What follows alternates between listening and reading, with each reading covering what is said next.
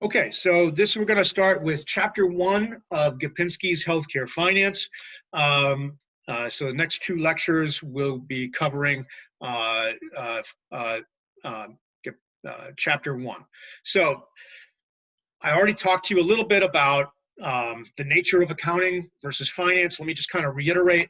The way I see accounting is it's the language of business.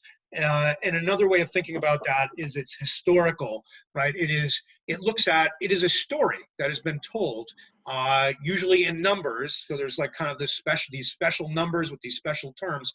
It tells you something very specific. And it's kind of storytelling with numbers. And as you become familiar with the language of accounting, you will understand the story that those numbers are telling you. Now, finance, on the other hand, so like I said earlier, finance and accounting are like twins, right? So they're like fraternal twins. They're not identical twins. They're like fraternal twins. They came out at the same time, but they look a little different, right? So finance, whereas accounting is historical, it's kind of backward looking. Finance is forward looking. So when we get to the second semester, we'll be focused on finance.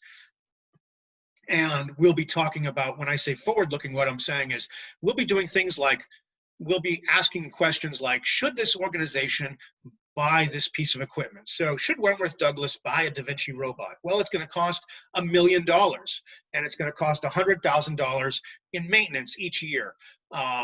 So should they buy that Da Vinci robot? Well, they think they're going to make $200,000 a year in revenues, additional revenues, by buying the Da Vinci robot. So we'll be doing I will teach you the tools to be able to make that evaluation.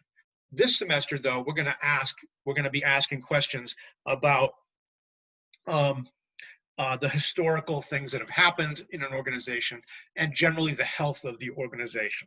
Now, let's talk. So Chapter 1 is kind of big, broad brush sweeps, but a lot of stuff you probably already remember from 401. You'll probably talk about again in management, right? But healthcare as a portion of GDP, right? Does anybody remember maybe from 401, what's the percent of GDP that healthcare represents, approximately? So GDP is the value of all the stuff that's made in the United States, right? So it's when we call it gross domestic product, the product meaning the stuff that's made, domestic meaning it's made within the territory of the United States, or within the territory of Denmark, or within the territory of Argentina or whatever, right? So if we add up the value of all the stuff that's made in the United States, some of that is healthcare, right? Healthcare is stuff. So we're not talking about just physical stuff, we're talking about services as well. So healthcare is mostly a service industry. So anybody got a number? 1%, 50%? You can text it in if you want, or chat it in. Take a while, give me some stabs if you don't remember.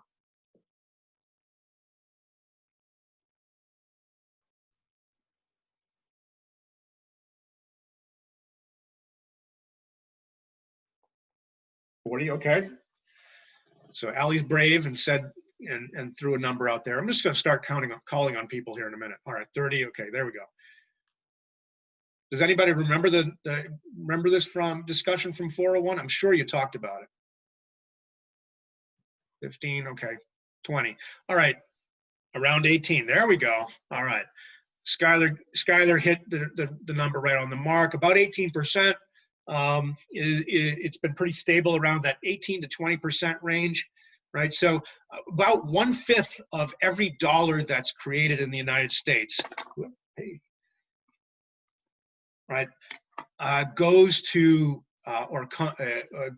paying for healthcare.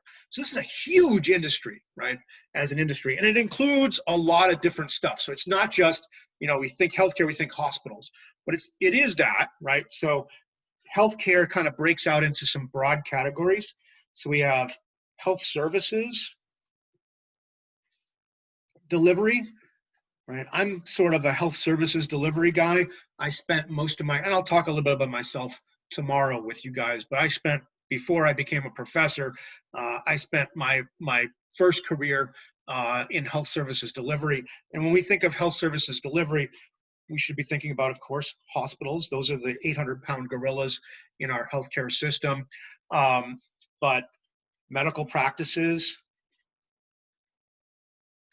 right? Physician services,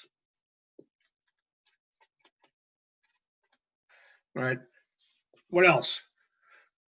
Big industry, an important one. A lot of folks get jobs and internships out of HMP is nursing homes.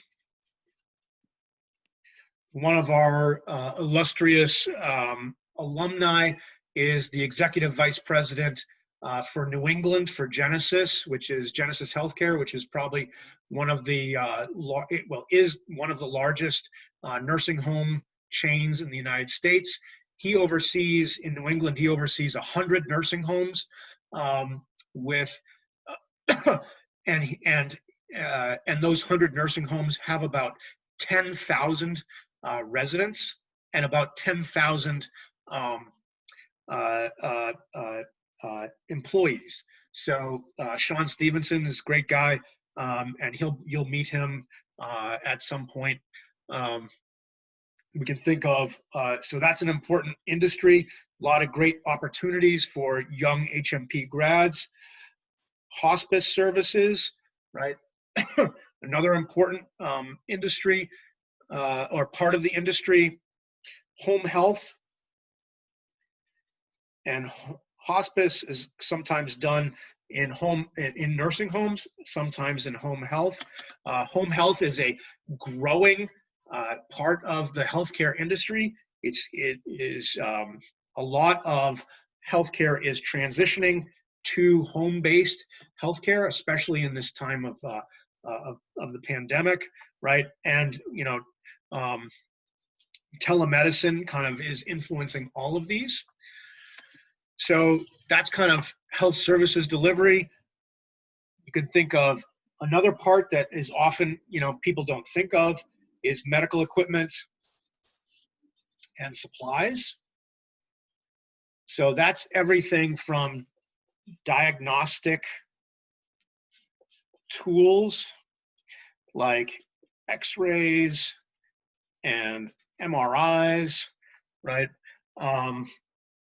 So if you've ever hurt yourself and gone to the emergency room and they're like, hey, we got to do an X-ray, right? CT scanners, things like that. So there are companies that manufacture these things, right, and service them. So there's a huge part of the medical or the healthcare industry. Medical equipment and supplies is a big part of that. Another one is called durable medical equipment, or DME, right? So you're going to hear this.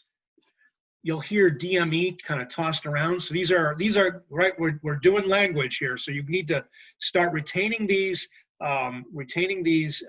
words, because when you go out to do your internship and when you go out to do your to get your real job, people are going to say stuff like, "Hey, we spent X number of dollars on DME," and you're not going to want to be like, I don't know what DME means, right? So DME, durable medical equipment. What is that? What is that? Well, it's like the beds, wheelchairs, walkers, right? It is also things like drills, saws, right? When you get a chance, if you go out and do an internship in a hospital, if you get a chance to watch an orthopedic surgery, it's like something out of a horror movie.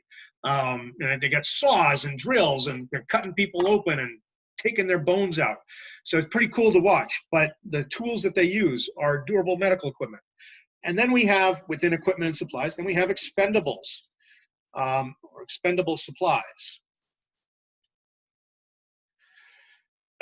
So this is stuff like blades, right? Surgical blades, syringes, Band-Aids, right?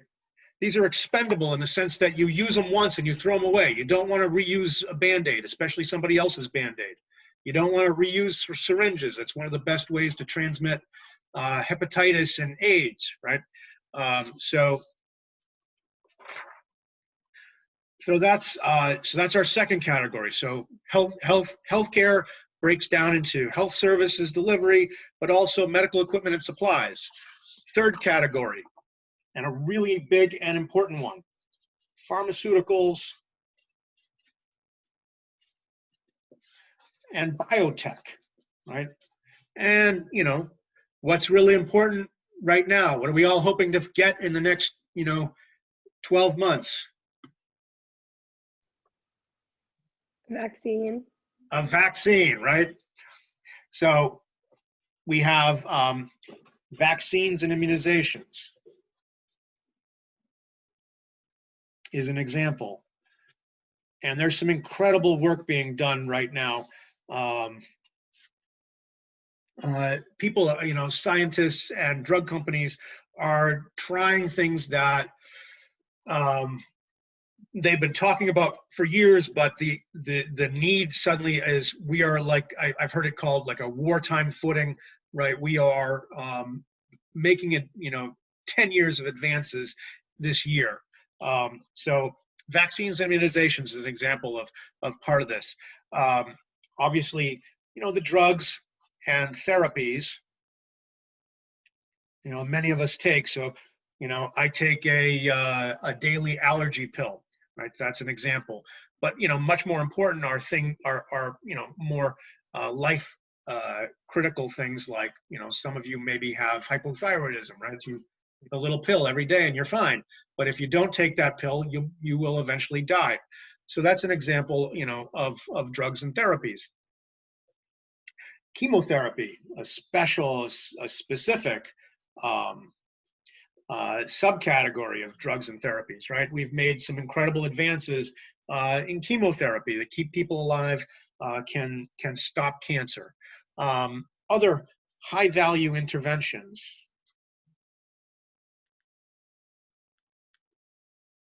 So, interventions.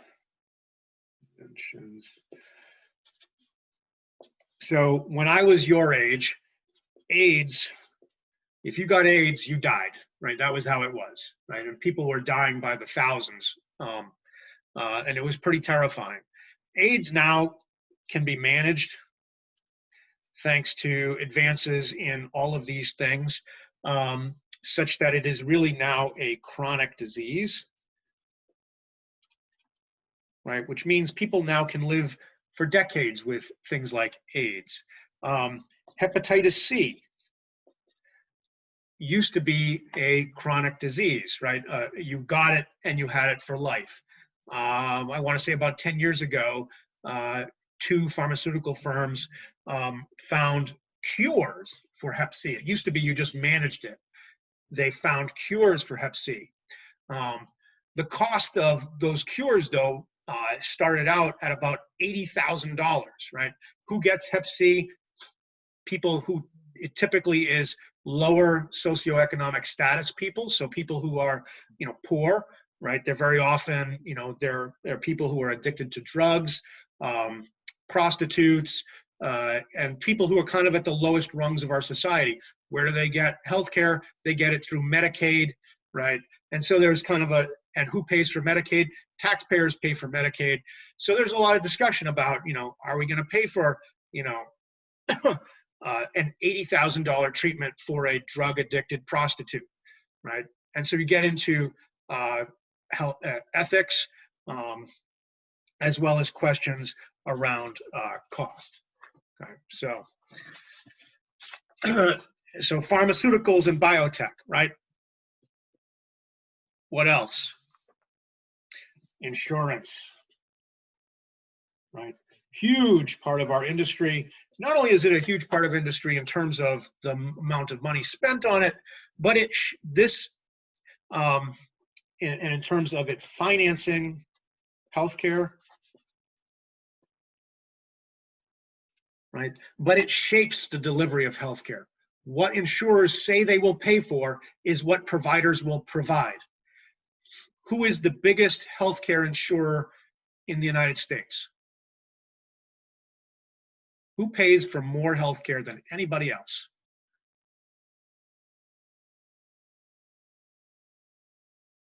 You can shout it out or you can text it or chat it in. Who is the biggest health insurer in the United States?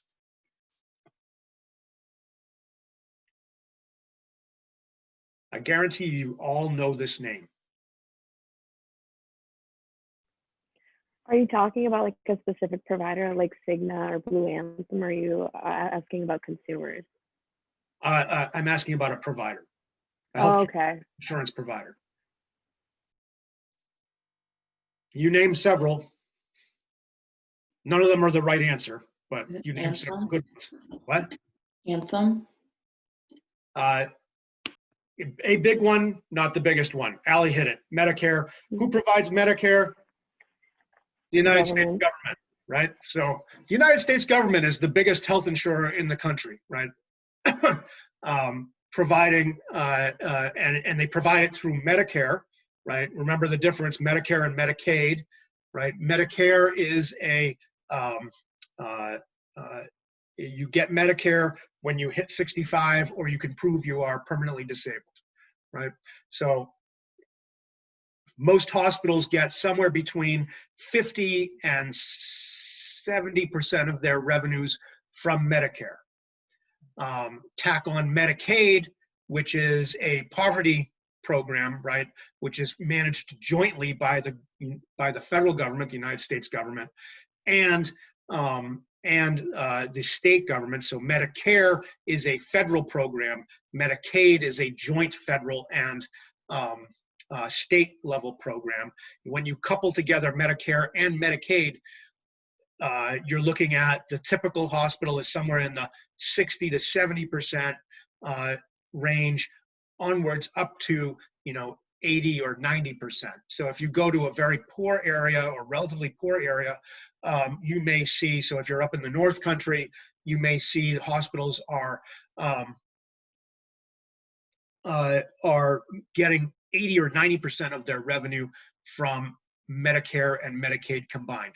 So like if anybody is from the Lakes region, Laconia area, I will probably introduce you at some point to Kevin Donovan, who's the CEO of LRG Healthcare. He's a great guy. He's always willing to come talk to my classes. His hospital, not his fault, but his hospital is funded about 80% by Medicare and Medicaid. Now, Medicare and Medicaid will tell LRG Healthcare, we'll pay for some things, we won't pay for other things. If LRG gets 80% of its revenues from Medicare and Medicaid say, we'll pay for this kind of surgery A, but not surgery B, do you think they'll do a whole lot of surgery B? Right? If Medicare says, hey, no, we'll pay for A, but not B, how much surgery B is going to happen at LRG? A lot or a little? Not much, right? You're going to see all surgery A, no surgery B at LRG. and then on top of Medicare and Medicaid, of course, you have the Anthems and the Cignas and, all of the other, the United Health and all of the other kinds of healthcare insurance that Skylar was mentioning here a second ago, right? And those insurance companies tend to follow Medicare and Medicaid's lead. So if Medicare says we're not going to pay for B, typically Anthem says we're not going to pay for B either. And so the federal government has an enormous influence when you guys start. Do you take policy this semester or next semester? I can't remember. Now? Okay. So when you get into policy, one of the things you should be thinking about is, because Medicare pays for so much healthcare in the United States, the federal government, when it sets its policies around what it pays for, sets the tone for what's going to be paid for in the United States, right, in terms of healthcare. Well, one of those things that they didn't really want to pay for a long time was telehealth, right? So Medicare would not reimburse for telehealth services, except in very specific circumstances. As a result of the pandemic, Medicare has relaxed its reimbursement rules around telehealth. What has and has said, okay, during this crazy time, we'll pay for telehealth. What happened? Telehealth exploded, right, in the last 6-8 months. We've seen enormous growth in the use of telehealth. And there, of course, now what we have to do is convince Medicare and the federal government to keep paying for telehealth. And if we can do that, then we will see providers provide more telehealth, right? And telehealth is great. It's super convenient, right? A lot of basic primary care can be handled through telehealth. Mental health care, tremendous amount of mental health care can be done via telehealth. I mean, always would provide to see you face to face, right? Would much rather see you like this, right, than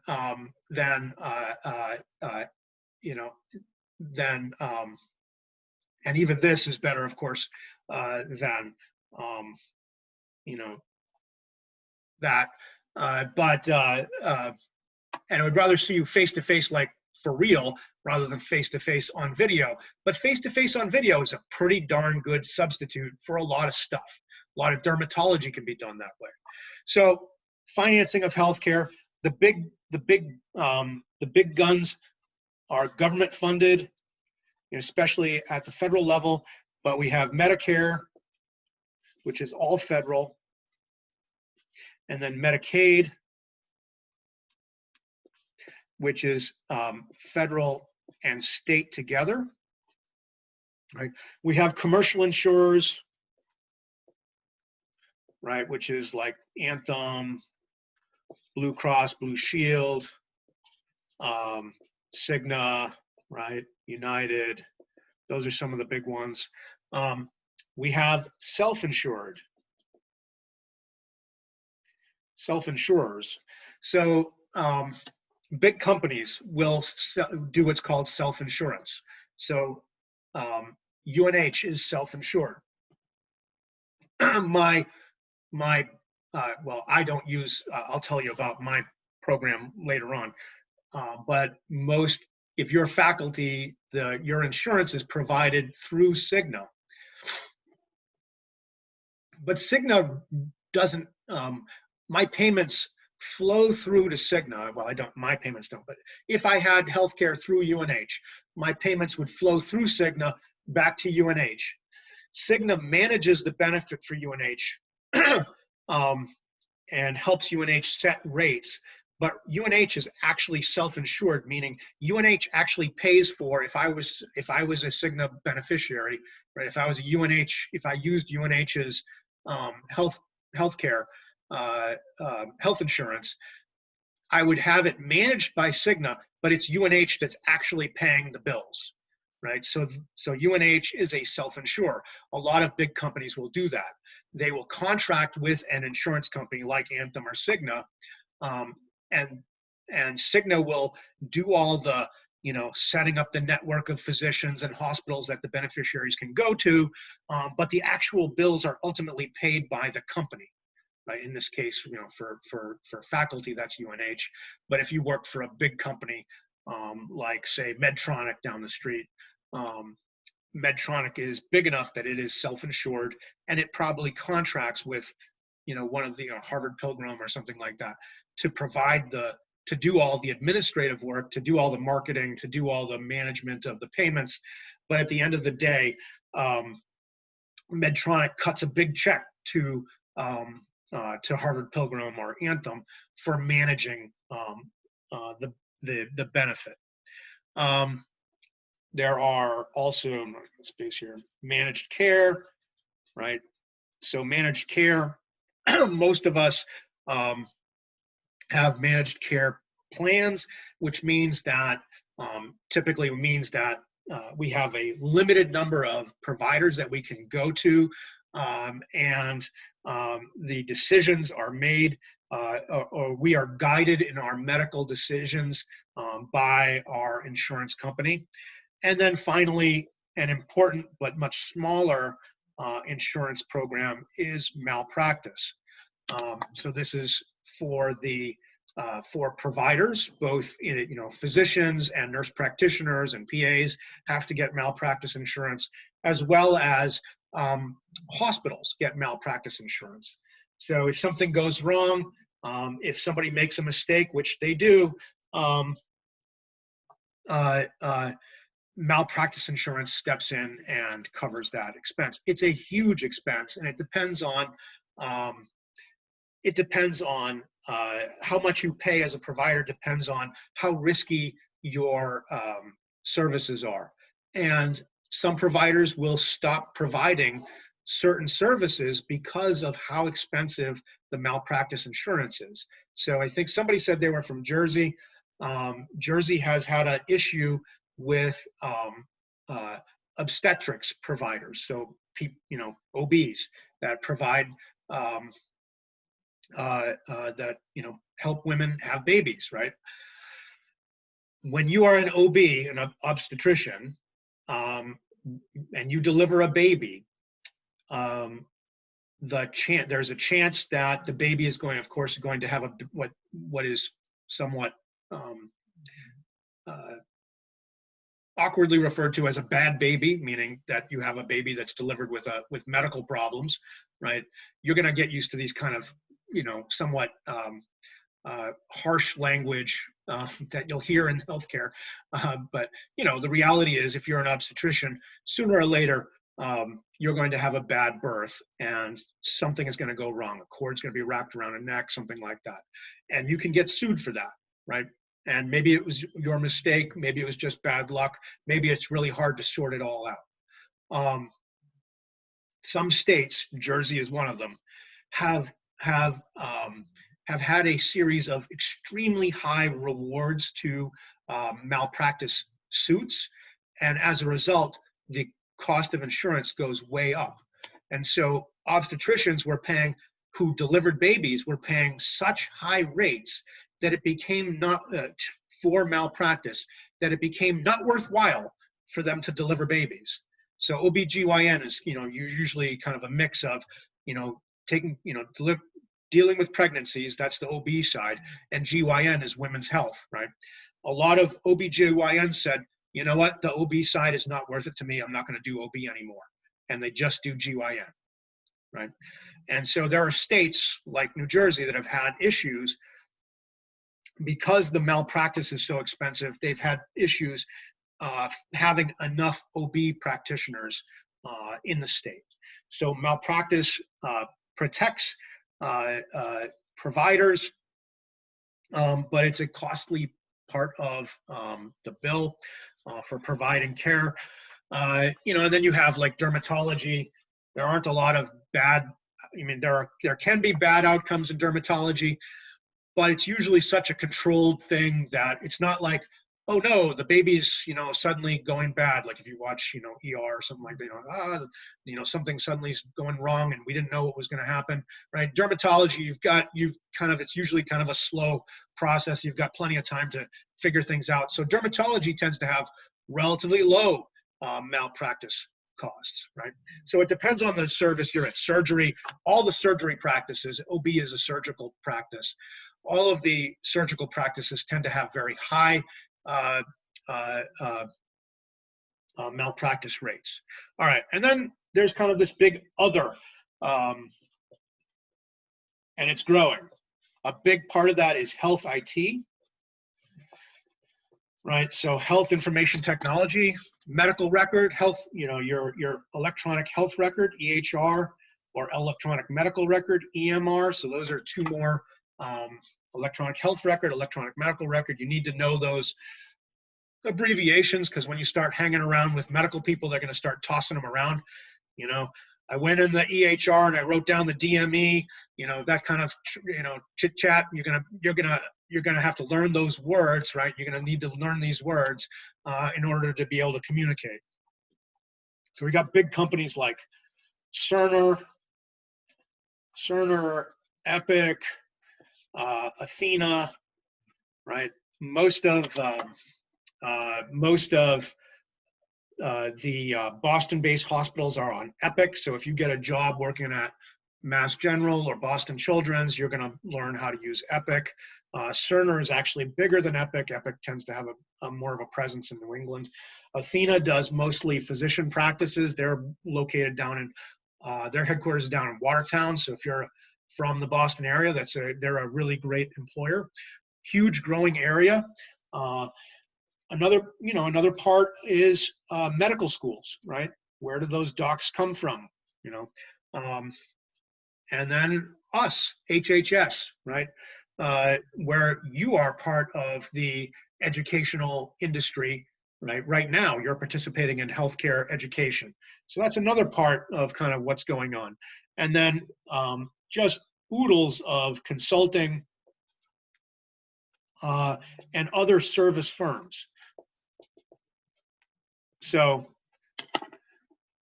you, for example, you just did some surgery, not you per se, but the organization that you're going to be the manager for. You just did a surgery. You've got a pile of surgical blades. You've got sponges and masks and things that are not going to be reused, right? Those expendables. You've got bloody sheets and things that need to be disposed of.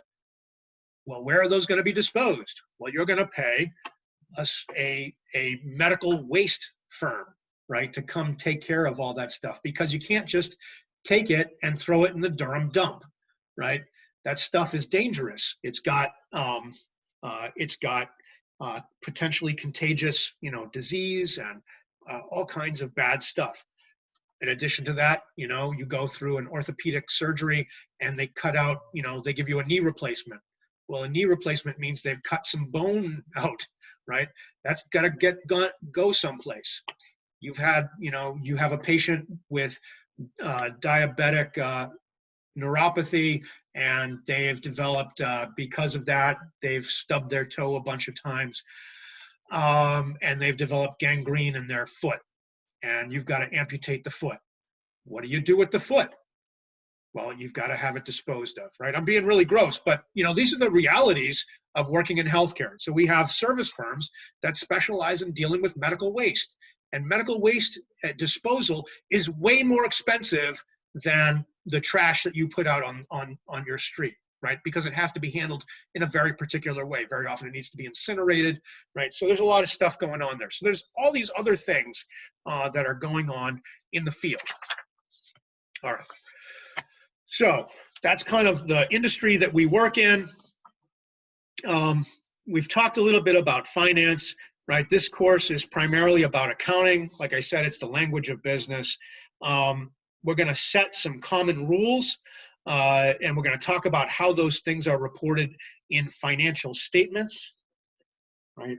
The first part of this course is going to be very oriented towards financial statements. Those are those standardized things I was showing you before that all organizations that take out any sort of financing have to abide by. As I said, accounting is primarily historical, but we can't move on. Here I'm being very prejudicial. You can't go from you can't do finance, meaning all that cool forward-looking stuff, without understanding accounting, because we're going to do the finance in the language of accounting. All right. So you need to know in healthcare what's special about healthcare finance. What's special about healthcare finance is you have to know the accounting rules. You have to know how to write financial statements the way that every business writes financial statements.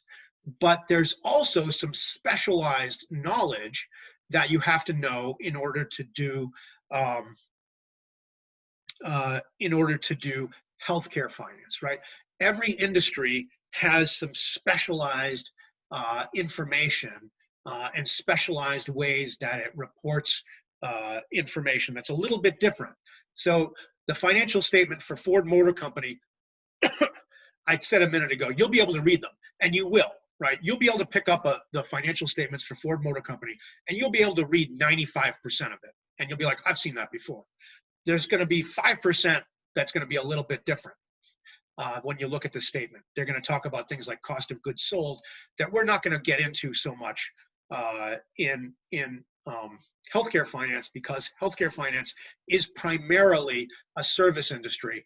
And so we don't keep track of inventory as closely as a manufacturing company does, because inventory doesn't represent as large a portion of our revenues and costs, sorry, as large a portion of our costs as it does in a manufacturer. All right, so you need to understand both kind of the basic accounting rules, but then you need to understand the underlying industry that you're working in. And so for us, that's going to be healthcare. But let me kind of zoom back out again.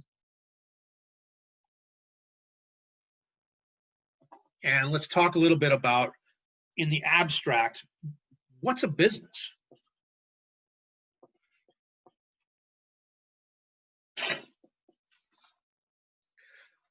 And we'll talk, if you were taking management with me, we'd talk a lot about what the nature of a firm is and some other things. And I know Jameson will get into governance and some other things because she's really into that. But kind of some very generic theoretical ideas about what's a business. Well, all businesses do some certain things. So number one is they obtain financing, meaning they get resources, financial resources, from the market.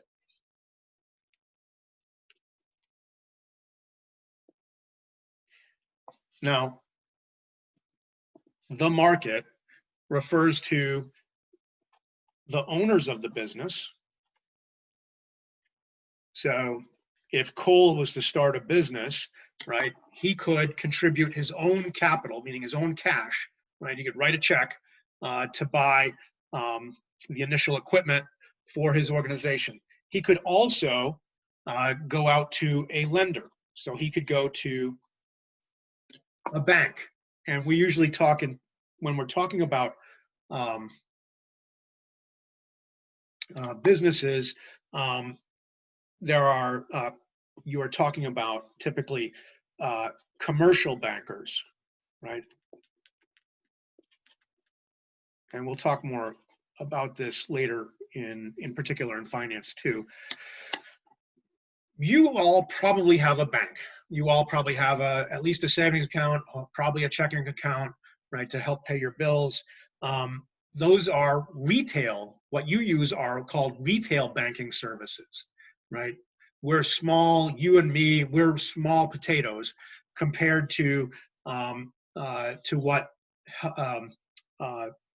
businesses bring to banks, right? So, and so typically banks split into two kind of business lines. Their retail banking operations and their commercial banking operations. So retail banking focuses on individual customers, right? So Linnea has her checking account with, say, People's, and Saffron has her bank account with, Citibank or whatever. But both People's and Citibank also have commercial banking arms that don't deal with individual customers. They deal just with businesses, and they have specialized skills and products that are meant to deal with commercial bankers. So Olivia could go out and get a loan to buy a car or buy a house. That would be through a retail banking operation. But when Tessa goes to set up her business and wants to get a business loan of $1 million to build her business, she's going to go talk to a commercial banker.